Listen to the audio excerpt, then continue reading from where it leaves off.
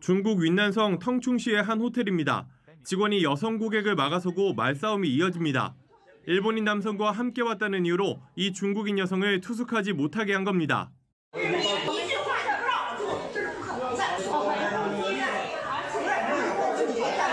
텅충시는 과거 태평양 전쟁 당시 중국인 사망자가 많이 나온 곳으로 이들을 기리는 유적지도 있습니다.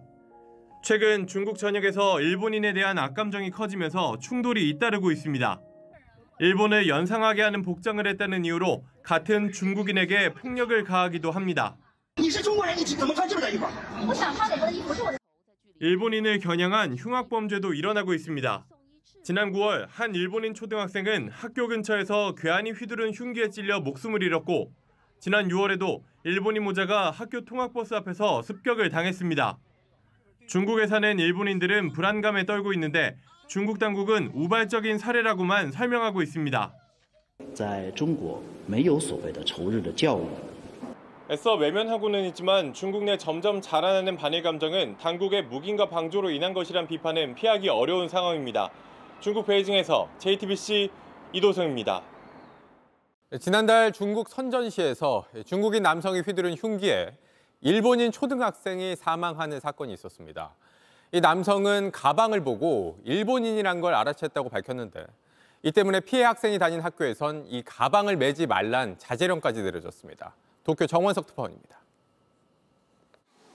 일본의 한 초등학교 하굣길. 아이들이 다들 똑같이 생긴 가방을 메고 있습니다. 란도셀이라고 불리는 일본 초등학생을 대표하는 가방입니다. 일본 노트とあと일본 교과서. 가방의 평균 가격은 5만 엔, 우리 돈으로 45만 원이 넘습니다. 10만 엔을 넘는 고가의 가방도 많습니다. 꽤나 비싸지만 일본에선 자연스럽게 받아들여집니다.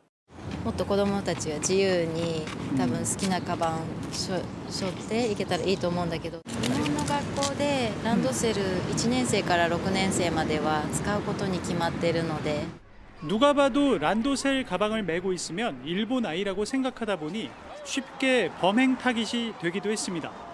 지난달 18일 중국 선전에서 10살짜리 일본 아이가 중국인 남성의 흉기에 찔려 죽은 사건.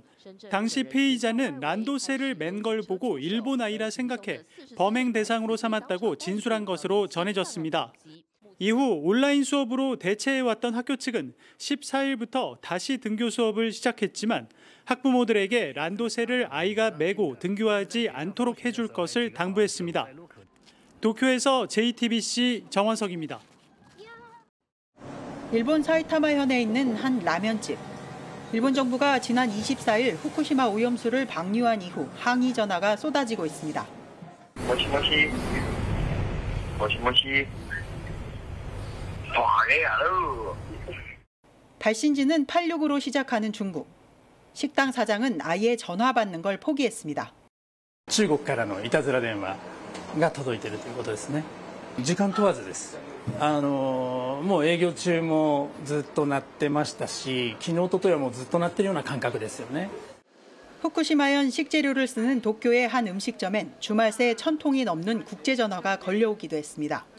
후쿠시마 오염수 방류 이후 중국인들이 항의 전화로 반일 감정을 표출하고 있는 겁니다.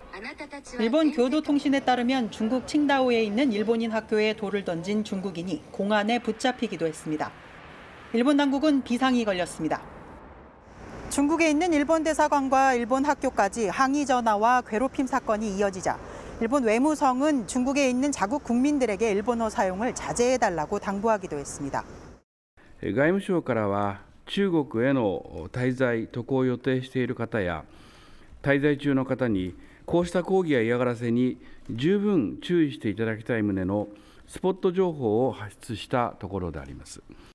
중국의 일본 수산물 전면 수입 금지에 이어 반일 감정까지 확산하자 일본은 당혹감을 감추지 못하고 있습니다.